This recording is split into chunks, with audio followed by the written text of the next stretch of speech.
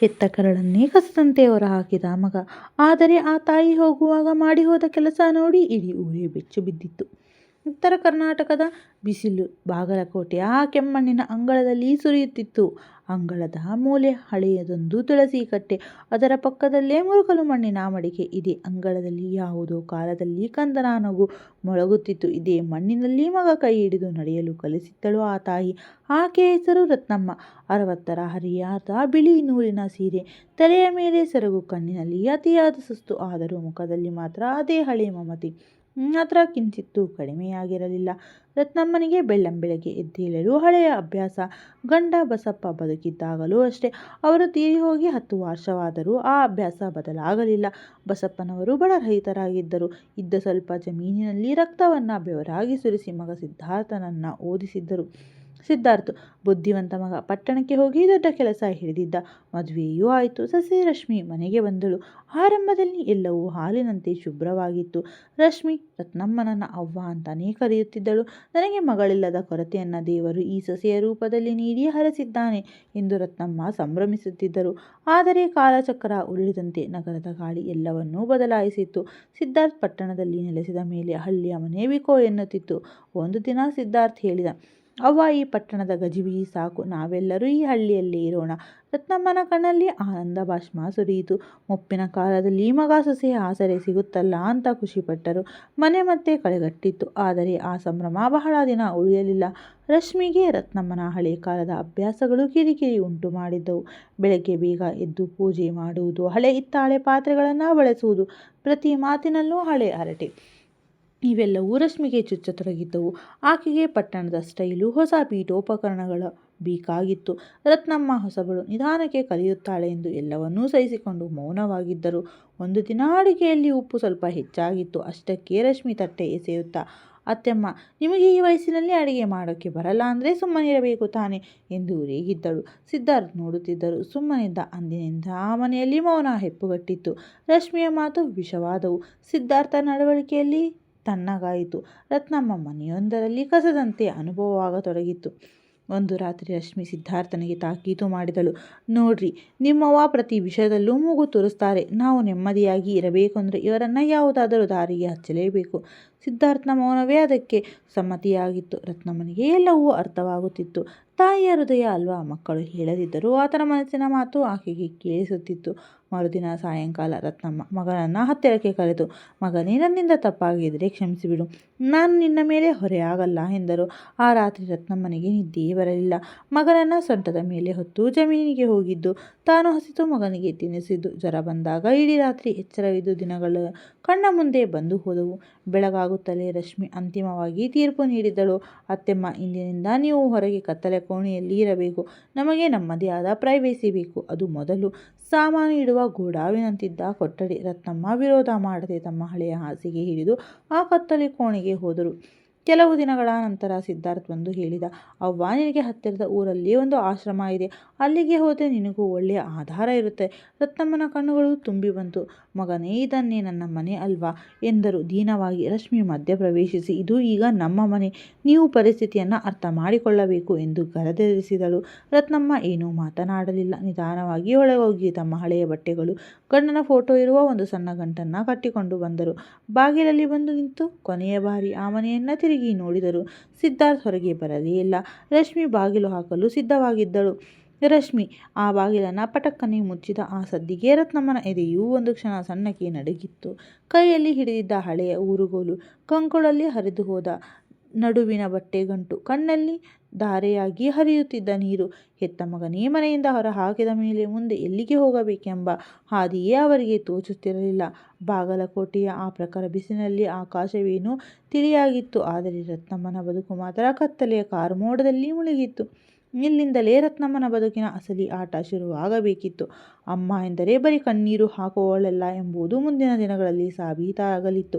ರತ್ನಮ್ಮ ಮೆಲ್ಲನೆ ರಸ್ತೆಯ ಮೇಲೆ ಹೆಜ್ಜೆ ಹಾಕತೊಡಗಿದ್ದರು. ಕಾರುಗಳು ಶಕ್ತಿಯೇ ಇಲ್ಲವೇನೋ ಎಂಬಂತೆ ನಡುಗುತ್ತಿದ್ದವು. ಆದರೆ ಪ್ರತಿ ಹೆಜ್ಜೆ ಮುಂದೆ ಹೋದಂತೆ ತಾವು ಅಷ್ಟು ವರ್ಷ ಪ್ರೀತಿಯಿಂದ ಸಾಕಿ ಬೆಳೆಸಿದ ಆ ಮನೆ ಹಿಂದೆ ಸರಿಯುತ್ತಿತ್ತು. ದಾರಿಯಲ್ಲಿ ಹಳ್ಳಿಯ ಪರಿಚಯ ಜನರು ಸಿಗುತ್ತಿದ್ದರು. ಕೆಲವರು ಇವರ ಸ್ಥಿತಿ ನೋಡಿಯೂ ನೋಡದಂತೆ ಮುಖ ತಿರುಗಿಸಿ ಹೋದರೆ, ಇನ್ನು ಕೆಲವರು ಕೂತಲ್ಲಿ ಎಲ್ಲಿಗೆ ಹೊರಟಿ ಕೆಂಚವ್ವ ಈ ಬಿಸಿಲಾಗ ಎಂದು ಕೇಳುತ್ತಿದ್ದರು. ಮಗ ಇಂದು ಅಸಹಾಯಕಳಾಗಿದ್ದೇನೆಂದು ಹೇಳಿಕೊಳ್ಳಲು ಆ ತಾಯಿಯ ಜೀವಕ್ಕೆ ಸಂಕಟವಾಗಿತ್ತು. ಬರೀ ಮೌನವಾಗಿ ಸ್ವಲ್ಪ ಮುಂದೆವರೆಗೂ ಹೋಗಬೇಕಿತ್ತಪ್ಪ ಎಂದು ಹೇಳಿ ಬಿಕ್ಕಳಿಸುತ್ತಾ ಮುಂದೆ ನಡೆದರು. ಮುಂದೆ ಏನಿದೆ ಎಂಬುದು ಅವರಿಗೂ ಸ್ವಂತ ತಿಳಿದಿರಲಿಲ್ಲ. ಮಧ್ಯಾಹ್ನ ನೆತ್ತಿಯ ಮೇಲೆ ಸೂರ್ಯ ಉರಿಯುತ್ತಿದ್ದಾಗ ಒಂದು ಹಳೆಯ ಬೇವಿನ ಮರದ ನೆರಳಿನಲ್ಲಿ ಕುಳಿತರು. ಬೆಳಗ್ಗೆ ಯಾರಿಗೂ ತಿಳಿಯದಂತೆ ಸದ್ದಿಲ್ಲದೆ ಎತ್ತಿಕೊಂಡಿದ್ದ 2 ಒಣರೊಟ್ಟಿ ಮತ್ತು ಅರ್ಧ ಬಾಟಲಿ ಆ ಗಂಟಿನಲ್ಲಿದ್ದವು.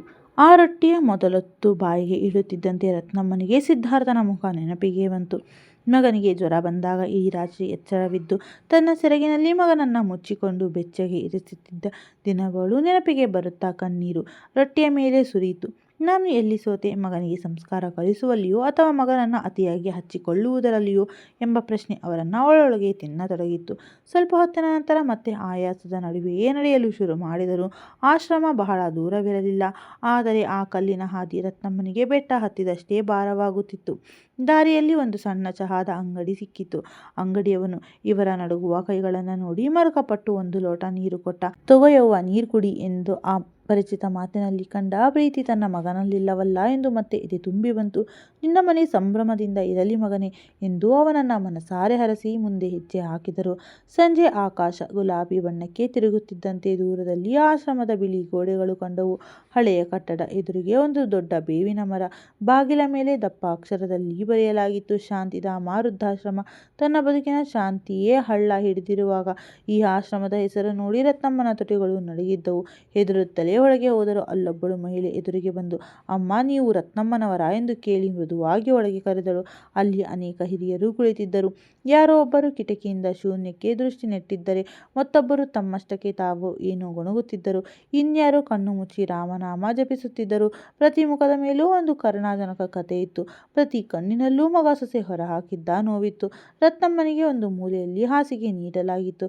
ಜಾಗವೇನೋ ಸ್ವಚ್ಛವಾಗಿತ್ತು. ಆದರೆ ಮನೆಯ ಆ ಉಷ್ಣತೆ ಮತ್ತು ಆತ್ಮೀಯತೆ ಅಲ್ಲಿರಲಿಲ್ಲ. ರಾತ್ರಿ ದೀಪಗಳು ಆರಿಹೋದವು. ರತ್ನಮ್ಮನಿಗೆ ನಿದ್ದೆ ಎಲ್ಲಿಂದ ಬರಬೇಕು?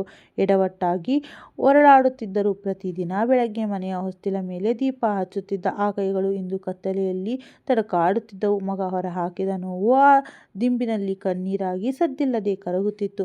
ತಾನು ಜನ್ಮ ನೀಡಿದ ಮಗನೇ ನನ್ನನ್ನು ಅನಾಥೆ ಮಾಡಿದನಲ್ಲ ಎಂಬ ದುಃಖ ಅವರನ್ನ ಸುಡುತ್ತಿತ್ತು. ಮರುದಿನ ಬೆಳಗ್ಗೆ ರತ್ನಮ್ಮನ ಬದುಕಿನಲ್ಲಿ ಹೊಸ ಅಧ್ಯಾಯ ಶುರುವಾಗಬೇಕಿತ್ತು. ಆಶ್ರಮದ ಹಳೆಯ ಗಡಿಯಾರ 1 ಗಂಟೆ ಬಾರಿಸುತ್ತಿದ್ದಂತೆ ಎಲ್ಲ ಹಿರಿಯರು ಎದ್ದರು. ಎಂದು ಪ್ರಾರ್ಥನೆ ಸಮಯ. ನಮ್ಮ ರತ್ನಮ್ಮನಿಗೂ ಕಷ್ಟಪಟ್ಟು ಎದ್ದು ಮೌನವಾಗಿ ಬಂದು ನಿಂತರು. ದೇವರೆದುರು ಕೈ ಮುಗಿದು ನಿಂತಾಗ ಅವರು ತನಗಾಗಿ ಏನೂ ಬೇಡಲಿಲ್ಲ. ಬರೀ ಇಷ್ಟು ಮಾತ್ರ ಕೇಳಿಕೊಂಡರು: "ಅಪ್ಪ ಮಲ್ಲಯ್ಯ, ನನ್ನಿಂದ ಏನಾದರೂ ತಪ್ಪಾಗಿದ್ರೆ ಈ ಮುದುಕಿಯನ್ನ ಕ್ಷಮಿಸಿಬಿಡು. ನನ್ನ ಮಗ ಚೆನ್ನಾಗಿರಲಿ ಅಷ್ಟೇ." ದಿನಗಳು ಉರುಳುತ್ತಾ ಹೋದವು. ಆಶ್ರಮದ ಬದುಕು ಮಸಿ ಹಿಡಿದ ಹಳೆ ಪಾತ್ರೆಯಂತೆ ಒಂದೇ ಥರ ಇತ್ತು. ಬೆಳಗ್ಗೆ ಪ್ರಾರ್ಥನೆ, ಮಧ್ಯಾಹ್ನ ಸಪ್ಪೆ ಊಟ, ಸಂಜೆ ಸ್ವಲ್ಪ ಹರಟೆ. ಆದರೆ ರತ್ನಮ್ಮನ ಮನಸ್ಸು ಮಾತ್ರ ಬಾಗಲಕೋಟೆಯ ಆ ಕೆಮ್ಮಣ್ಣಿನ ಅಂಗಳದಲ್ಲಿಯೇ ಇತ್ತು. ಅವರು ಹೆಚ್ಚಾಗಿ ಆವರಣದಲ್ಲಿದ್ದ ಬೇವಿನ ಮರದ ಕೆಳಗೆ ಕುಳಿತು ಗಂಟೆಗಟ್ಟಲೆ ಶೂನ್ಯವಾಗಿ ಆಕಾಶ ನೋಡುತ್ತಾ ಇರುತ್ತಿದ್ದರು. ಒಂದು ದಿನ ಅವರ ಪಕ್ಕದಲ್ಲಿ ಒಬ್ಬಳು ವೃದ್ಧೆ ಬಂದು ಕುಳಿತಳು. ಆಕೆಯ ಹೆಸರು ಪಾರ್ವತಮ್ಮ. ಪಾರ್ವತಮ್ಮ ನೇರವಾಗಿಯೇ ಕೇಳಿದಳು: "ಏನವ್ವ ಕೆಂಚವ್ವ, ನಿನಗೂ ನಿನ್ನ ಹಡೆದ ಮಕ್ಕಳೇ ಹೊರಹಾಕಿದ್ರಾ?" ಆ ಮಾತಿಗೆ ರತ್ನಮ್ಮನ ಕಣ್ಣುಗಳು ಆಣೆಕಟ್ಟು ಒಡೆದಂತೆ ತುಂಬಿ ಬಂದವು. ಸುಮ್ಮನೆ ತಲೆ ಅಲ್ಲಾಡಿಸಿದರು. ಪಾರ್ವತಮ್ಮ ಜೋರಾಗಿ ನಕ್ಕಳು. ಆದರೆ ಆ ನಗುವಿನ ಹಿಂದೆ ಹೂತುಹೋದ ನೋವಿತ್ತು. "ಇಲ್ಲಿ ಎಲ್ಲರ ಕಥೆಯೂ ಒಂದೇ ಬಣ್ಣದವ್ವ, ಕಣ್ಣೀರು ಹಾಕಬೇಡ" ಎಂದಳು. ಮೆಲ್ಲನೆ ರತ್ನಮ್ಮ ಮತ್ತು ಪಾರ್ವತಮ್ಮ ಗೆಳೆತನ ಗಟ್ಟಿಯಾಗಿತ್ತು. ಪಾರ್ವತಮ್ಮ ತಮ್ಮ ನೋವನ್ನು ನಗುತ್ತಾ ಹಂಚಿಕೊಳ್ಳುತ್ತಿದ್ದರು. ರತ್ನಮ್ಮ ಹೆಚ್ಚಾಗಿ ಕೇಳಿಸಿಕೊಳ್ಳುತ್ತಿದ್ದರು. ಒಂದು ಸಂಜೆ ಆಶ್ರಮದ ಹಳೆ ಟಿವಿಯಲ್ಲಿ ವಾರ್ತೆ ಬರುತ್ತಿತ್ತು. ಅಲ್ಲಿ ಒಬ್ಬ ಮಗ ತನ್ನ ಮುದ್ದಿಯ ತಾಯಿಯನ್ನ ಹೆಗಲ ಮೇಲೆ ಹೊತ್ತು ದೇವಸ್ಥಾನಕ್ಕೆ ಕರೆದೊಯ್ಯುತ್ತಿದ್ದ ದೃಶ್ಯ ಕಂಡಿತು. ಅದನ್ನು ನೋಡಿದ ರತ್ನಮ್ಮನ ಕಣ್ಣಲ್ಲಿ ಮತ್ತೆ ಕಣ್ಣೀರು ಹರಿಯಿತು. ಪಾರ್ವತಮ್ಮ ಸಮಾಧಾನ ಮಾಡುತ್ತಾ ಹೇಳಿದಳು: "ಅಳಬೇಡವ್ವ, ನಮ್ಮ ಕಣ್ಣೀರಿನಿಂದ ಯಾರಿಗೂ ವ್ಯತ್ಯಾಸ ಆಗಲ್ಲ." ಆದರೆ ರತ್ನಮ್ಮನಿಗೆ ಒಂದು ನಂಬಿಕೆ ಇತ್ತು: ತಾಯಿಯ ಕಣ್ಣೀರು ಎಂದಿಗೂ ವ್ಯರ್ಥವಾಗುವುದಿಲ್ಲ. ಅದು ಯಾವತ್ತಾದರೂ ಒಂದು ದಿನ ಫಲ ನೀಡಿಯೇ ತೀರುತ್ತದೆ ಎಂದು. ದಿನಗಳು ಕಳೆದಂತೆ ರತ್ನಮ್ಮನ ಶರೀರ ಸೊರಗಿತ್ತು. ಒಂದು ಮಧ್ಯಾಹ್ನ ಎದ್ದು ನಡೆಯುವಾಗ ಹೋಗುವಾಗಲೇ ತಲೆ ಸುತ್ತು ಬಂದು ದವಕ್ಕನೆ ಬಿದ್ದರು. ಆಶ್ರಮದಲ್ಲಿ ದೊಡ್ಡ ಗಲಾಟೆ ಆಯಿತು. ಡಾಕ್ಟರ್ ಬಂದು ಪರೀಕ್ಷಿಸಿ ಹೇಳಿದರು, ದೇಹದಲ್ಲಿ ಶಕ್ತಿ ಇಲ್ಲ, ಒಳ್ಳೆಯ ಊಟ ಮತ್ತು ಔಷಧಿ ಬೇಕು ಎಂದು. ಪಾರ್ವತಮ್ಮ ರತ್ನಮ್ಮನ ಕೈ ಹಿಡಿದು ಧೈರ್ಯವಾಗಿರು ಎಂದು ಆಗ ರತ್ನಮ್ಮ ಮೆಲ್ಲನೆ ಹೇಳಿದಳು. ನಾನು ಧೈರ್ಯವಂತೆ ಅಲ್ಲ ಪಾರ್ವತಿ, ಬರೀ ಸುಸ್ತಾಗಿದ್ದೇನೆ ಅಷ್ಟೇ. ಆ ರಾತ್ರಿ ರತ್ನಮ್ಮನಿಗೊಂದು ಕನಸು ಬಿತ್ತು. ಕನಸಿನಲ್ಲಿ ಮಗ ಸಿದ್ಧಾರ್ಥ ಅಳುತ್ತಾ ಓಡಿ ಬರುತ್ತಿದ್ದ. ಅವ್ವ, ನನ್ನನ್ನು ಬಿಟ್ಟು ಹೋಗಬೇಡವ್ವ ಎಂದು ಕೂಗುತ್ತಿದ್ದ. ರತ್ನಮ್ಮ ಮಗನ ಕಡೆಗೆ ಓಡಿದರು. ಅಷ್ಟರಲ್ಲೇ ಕನಸು ಒಡೆದು ಹೋಯಿತು. ಬೆಳಗ್ಗೆ ಎದ್ದಾಗ ಕಣ್ಣುಗಳು ಒದ್ದೆಯಾಗಿದ್ದವು. ಅಂದೇ ರತ್ನಮ್ಮ ಒಂದು ಗಟ್ಟಿ ನಿರ್ಧಾರ ಮಾಡಿದರು. ನಾನು ಹೀಗನೇ ಸುಮ್ಮನೆ ಸತ್ತು ಹೋಗಬಾರದು ಎಂದು ಅವರಿಗೆ ಅನಿಸಿತು. ಆಶ್ರಮದಲ್ಲಿ ಬಹಳಷ್ಟು ಹಿರಿಯರು, ಓದಿದ್ದವರಿದ್ದರು.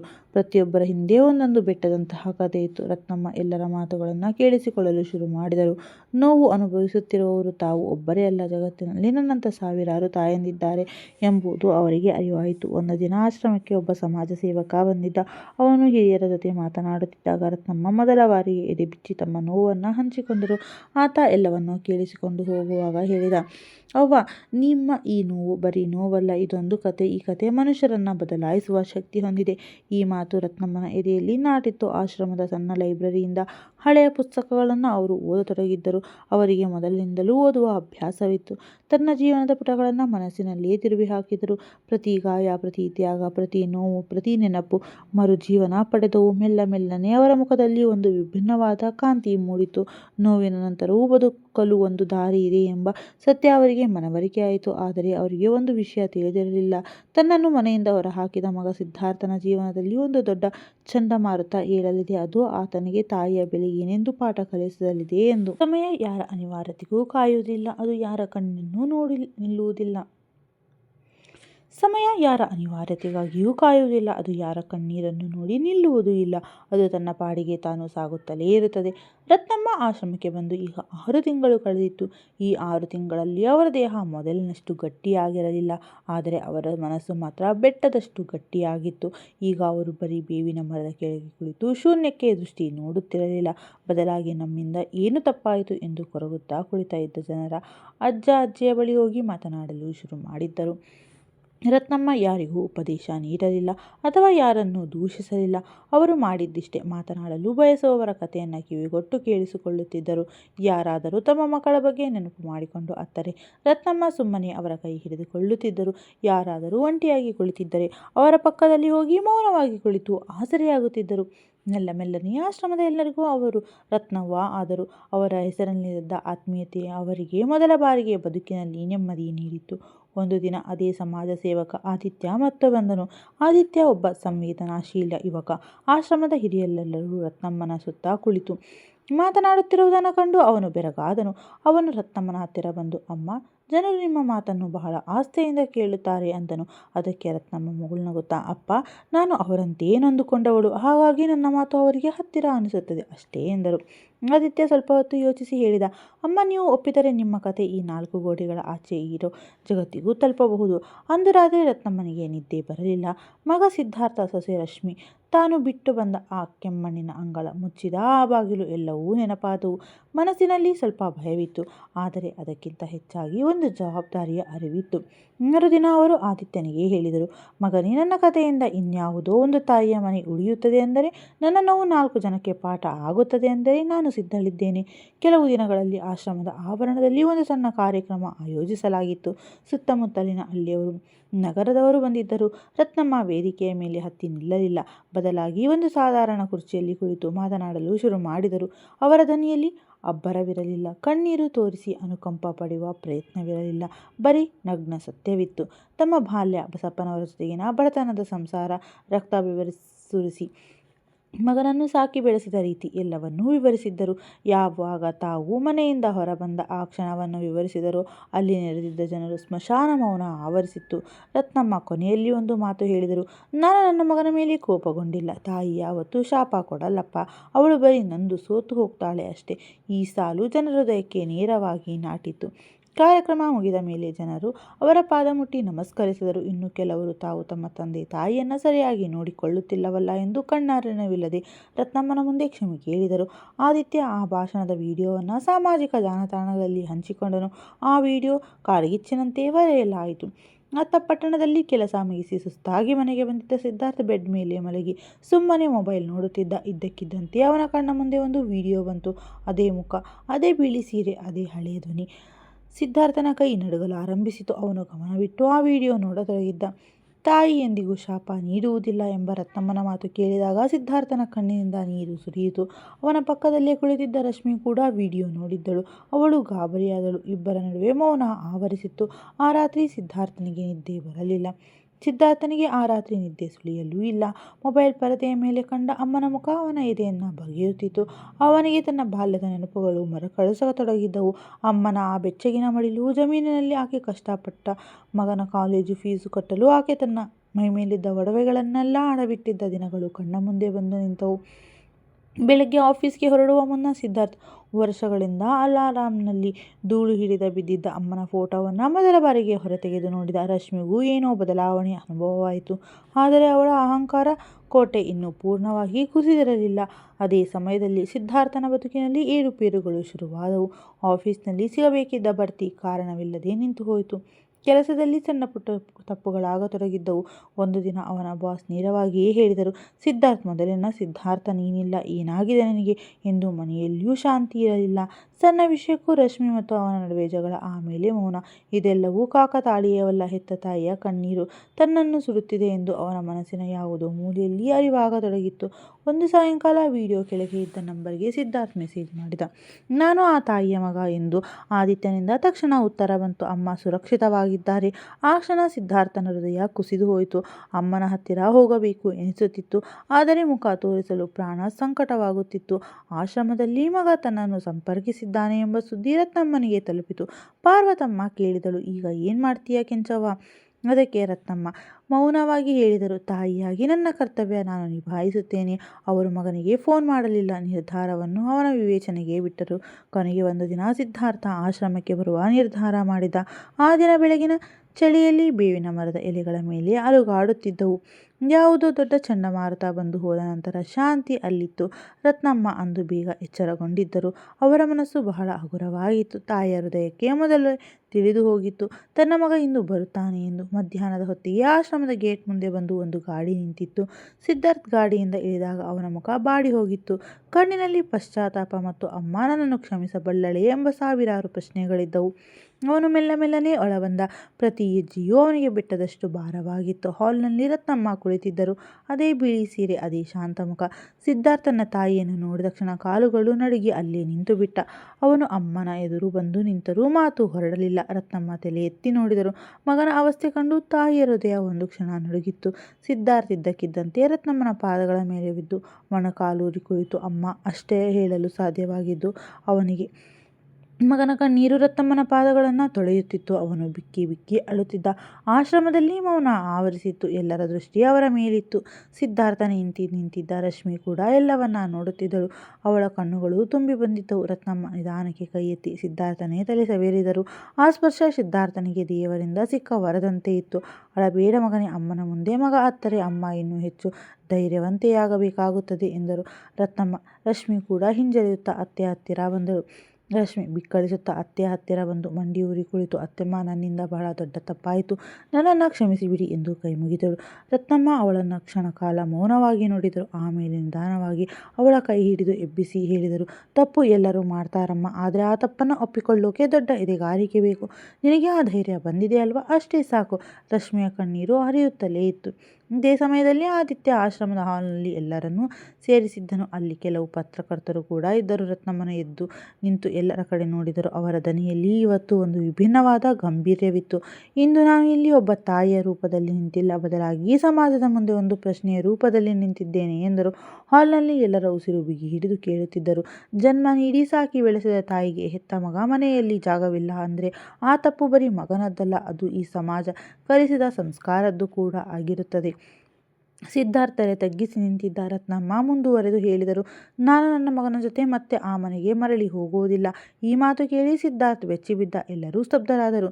ನಾನು ಅವನಿಗೆ ಅವನ ಜವಾಬ್ದಾರಿಯನ್ನು ಮರಳಿ ನೀಡಲು ಬಯಸುತ್ತೇನೆ ಅಷ್ಟೇ ಮಗನೇ. ಮನೆ ಅನ್ನೋದು ಬರೀ ಇಟ್ಟಿಗೆ ಸಿಮೆಂಟ್ ಗೋಡೆಗಳಲ್ಲ, ಅದು ಅಲ್ಲಿರೋ ಸಂಸ್ಕಾರ. ಒಂದು ವೇಳೆ ನಾನು ಈಗ ನಿನ್ನ ಜೊತೆ ಬಂದರೂ ನಿನ್ನ ಆಲೋಚನೆ ಬದಲಾಗದಿದ್ದರೆ ನಾನು ಮತ್ತೆ ಒಂದು ದಿನ ಇದೇ ರೀತಿ ಹೊರಗೆ ನಿಂತಿರ್ತೀನಿ. ಸಿದ್ಧಾರ್ಥನು ಕಣ್ಣೀರು ಹಾಕುತ್ತಾ, ಅಮ್ಮ ನನಗೆ ಒಂದು ಅವಕಾಶ ಕೊಡು ಎಂದು ಬೇಡಿಕೊಂಡನು. ರತ್ನಮ್ಮ ಮೃದುವಾಗಿ ಹೇಳಿದರು, ಅವಕಾಶ ಅಮ್ಮ ಕೊಡುವುದಲ್ಲ ಮಗನೇ, ಮನುಷ್ಯ ತಾನೇ ಕೆಟ್ಟುಕೊಳ್ಳಬೇಕು. ನಿನಗೆ ನಿಜವಾಗಿಯೂ ಪಶ್ಚಾತ್ತಾಪವಿದ್ದರೆ ಪ್ರತಿ ತಿಂಗಳು ಒಂದು ದಿನ ಯಾವುದಾದರೂ ವೃದ್ಧಾಶ್ರಮಕ್ಕೆ ಹೋಗಿ ಅಲ್ಲಿರೋ ಅನಾಥ ತಂದೆ ತಾಯಿಯರ ಸೇವೆ ಮಾಡು. ಅವರ ಪಕ್ಕ ಕುಳಿತು ಮಾತನಾಡು. ಆಗ ಮಾತ್ರ ನಿನಗೆ ಅರ್ಥವಾಗುತ್ತದೆ ಅಮ್ಮನ ದೂರ ಮಾಡಿದರೆ ಎಂತಹ ನೋವಾಗುತ್ತದೆ ಅಂತ. ಸಿದ್ಧಾರ್ಥ್ ಮತ್ತು ರಶ್ಮಿ ಇಬ್ಬರು ಕೈ ಮುಗಿದು ಒಪ್ಪಿಕೊಂಡರು. ಖಂಡಿತ ಮಾಡ್ತೀವಿ ಅಮ್ಮ ಎಂದರು. ಅಂದು ಆಶ್ರಮದಲ್ಲಿ ನೆರೆದಿದ್ದ ಪ್ರತಿಯೊಬ್ಬರ ಕಣ್ಣಲ್ಲೂ ಒದ್ದೆಯಾಗಿದ್ದವು. ರತ್ನಮ್ಮ ಈ ಕಥೆ ಈಗ ಬರೀ ಕಥೆಯಾಗಿ ಉಳಿದಿರಲಿಲ್ಲ, ಅದು ಸಮಾಜಕ್ಕೊಂದು ಕನ್ನಡಿಯಾಗಿತ್ತು. ಸಿದ್ಧಾರ್ಥ್ ಮತ್ತು ರಶ್ಮಿ ಮರಳಿ ಹೋದರು, ಆದರೆ ಅವರ ಮನಸ್ಸು ಅಮ್ಮನ ಸಂಸ್ಕಾರದ ಹಾದಿಯಲ್ಲಿ ಉಳಿಯಿತು. ಕಾಲ ಉರುಳಿತು. ಸಿದ್ಧಾರ್ಥ್ ಪ್ರತಿ ತಿಂಗಳು ಆಶ್ರಮಕ್ಕೆ ಬಂದು ಎಲ್ಲರ ಸೇವೆ ಮಾಡತೊಡಗಿದ್ದ. ರಶ್ಮಿ ಕೂಡ ಬದಲಾಗಿದ್ದಳು. ಅವಳು ತನ್ನ ಮನೆಯ ಒಂದು ಕೋಣೆಯಲ್ಲಿ ಅನಾಥ ವೃದ್ಧರಿಗಾಗಿ ಮೀಸಲಿಟ್ಟಳು. ರತ್ನಮ್ಮ ಆಶ್ರಮದಲ್ಲೇ ಇದ್ದು ಎಲ್ಲರಿಗೂ ರತ್ನವ್ವ ಎಂಬ ಆಸರೆಯಾದರು. ಒಂದು ಸಂಜೆ ಪಾರ್ವತಮ್ಮ ಕೇಳಿದಳು, ರತ್ನವ್ವ, ನಿನಗೆ ಎಂದಾದರೂ ಮನೆಗೆ ಹೋಗಲಿ ಅನ್ನೋ ಬೇಸರ ಇಲ್ವಾ? ರತ್ನಮ್ಮ ನಕ್ಕರು. ಒಬ್ಬ ತಾಯಿ ತ್ಯಾಗ 100 ಮನೆಗಳನ್ನು ಒಡೆಯೋದ್ರಿಂದ ಉಳಿಸಬಲ್ಲದಾದರೆ ಆ ತ್ಯಾಗವಲ್ಲ ಪಾರ್ವತಿ, ಅದು ಪೂಜೆ. ಬೇವಿನ ಎಲೆಗಳು ಗಾಳಿಯಲ್ಲಿ ಮೆಲ್ಲಗೆ ಅಲುಗಾಡಿದವು. ಆಕಾಶ ತಿಳಿಯಾಗಿತ್ತು. ರತ್ನಮ್ಮ ಕಣ್ಣು ಮುಚ್ಚಿಕೊಂಡರು. ಇಂದು ಅವರ ಹೃದಯದಲ್ಲಿ ಯಾವುದೇ ನೋವಿರಲಿಲ್ಲ, ಬರೀ ತೃಪ್ತಿ ಇತ್ತು. ಯಾವ ತಾಯಿ ಮನೆಯಿಂದ ಹೊರ ಹಾಕಲಾಗಿತ್ತು, ಅದೇ ತಾಯಿ ಇಂದು ಎಷ್ಟೋ ಮನೆಗಳ ನಂದಾದೀಪ ಆರಿ ಹೋಗದಂತೆ ಉಳಿಸಿದ್ದರು. ಇಂದು ಒಬ್ಬ ತಾಯಿ ಅತಿ ದೊಡ್ಡ ವಿಜಯವಾಗಿತ್ತು. ಈ ಕಥೆ ನಿಮ್ಮ ಹೃದಯವನ್ನು ಮುಟ್ಟಿದ್ದರೆ ಇಂದೇ ನಿಮ್ಮ ಹೆತ್ತವರನ್ನು ಅಪ್ಪಿಕೊಂಡು ಪ್ರೀತಿ ತೋರಿಸಿ. ಇಂತಹ ಇನ್ನಷ್ಟು ಭಾವನಾತ್ಮಕ ಕಥೆಗಳಿಗಾಗಿ ನಮ್ಮೊಂದಿಗೆ ಇರಿ ಮತ್ತು ಈ ಕಥೆ ಬಗ್ಗೆ ನಿಮ್ಮ ಅನಿಸಿಕೆಯನ್ನು ಕಮೆಂಟ್ ಮಾಡಿ ತಿಳಿಸಿ. ಮರೆಯದೇ ನಮ್ಮ ಚಾನಲನ್ನು ಸಬ್ಸ್ಕ್ರೈಬ್ ಮಾಡಿಕೊಳ್ಳಿ. ಧನ್ಯವಾದಗಳು ವೀಕ್ಷಕರೇ.